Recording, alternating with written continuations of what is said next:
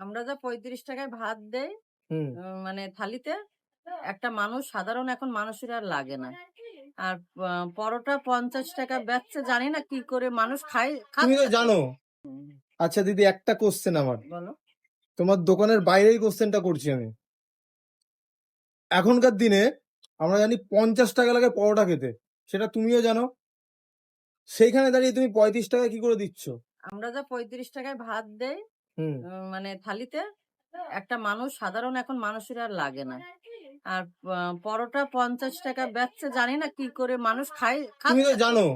মানুষ সেখানে তো খাচ্ছে, হুম। পছন্দ করছে। হুম। তাহলে আমার আর এখানে বলার না। আচ্ছা। ভালো জিনিস হয়তো তাই জন্য মানুষ বেশি দামও খাচ্ছে। ঠিক আছে? আমার এছাড়া আমার কিছু বলার নেই। কেন যার যেমন ব্যবসাটা তার নিজের কেলিতি করছে। আমি তো তার ব্যবসা করে দিচ্ছি না। আচ্ছা, কোথাও কি মনে হয় না যে একটুখানি দাম বেশি লাগছে? সেটা আমার মনে হলেও আমার দর্শকের তো আসা যায় না, না। মনে আমার যেমন মনে হতে পারে, সবার দর্শকের যারা ভিউয়ার্স ভিডিও দেখছে, আমি একটুখানি দেখাই। আমার কাছে তো ভাই দাম বেশি লাগছে। কারণ দিদি, আমি তোমাকে ওভার টার্ম করে কথাটা বলছি। কারণ 35 টাকায় তুমি দিচ্ছ ভাত,